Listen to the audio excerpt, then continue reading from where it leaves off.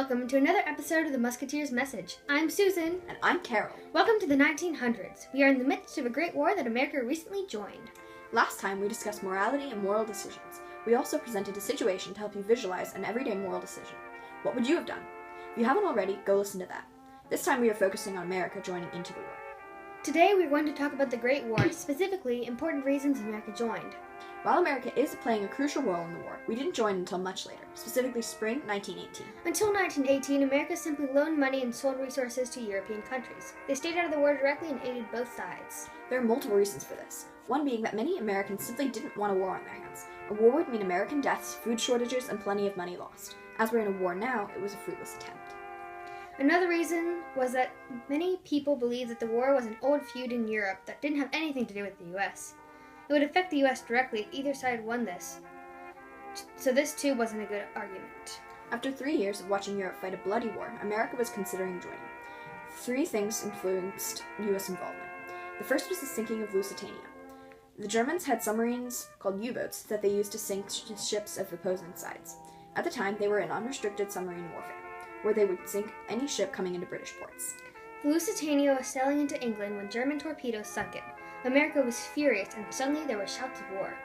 Another reason for the war was the Zimmermann telegram, which was sent by a German representative to Mexico. It stated that if Mexico declared war on the U.S., Mexico would gain some of the U.S. territory and Germany as allies. A British cryptographer intercepted it and published it for the world to see. America was in outrage, and at this point, neutrality was seeming cumbersome. The final push that drove us to war was the Russian Revolution. While this seems impertinent, it was seen as a political opportunity by President Wilson and other politicians. Russia was in famine and bankruptcy at the time. People in Russia were unsatisfied with the government and overthrew it. The Allies thought to grasp this opportunity of a weak country. America joined the war and began sending supplies only to the Allies. We built up an army and are now fighting and driving back the Germans into their territory. We'll be right back after a word with our sponsors.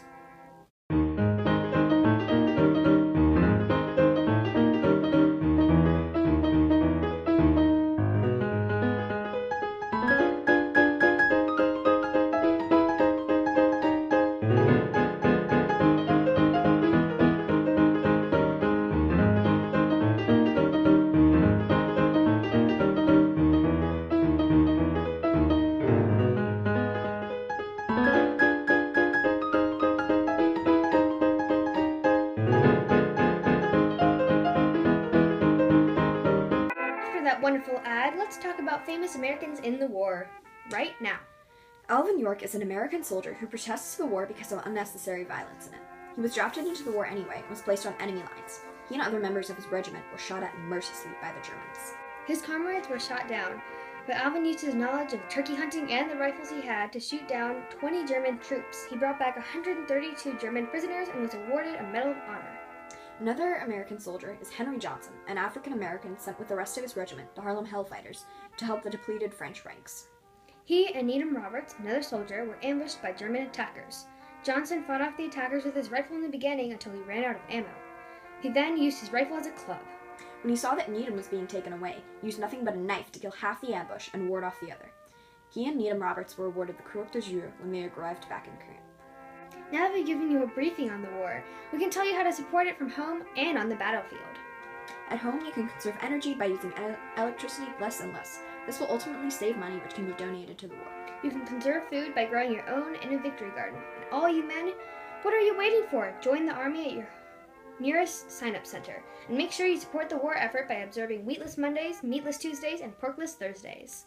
If you're a woman, you can work as a nurse on the battlefield, or you can work at home in munitions or do men's jobs and fill their places while they are off at war. There are so many things you can do to aid the war effort. Please, the smallest of things help thousands of people. Thank you for your support and time listening to us. Good day.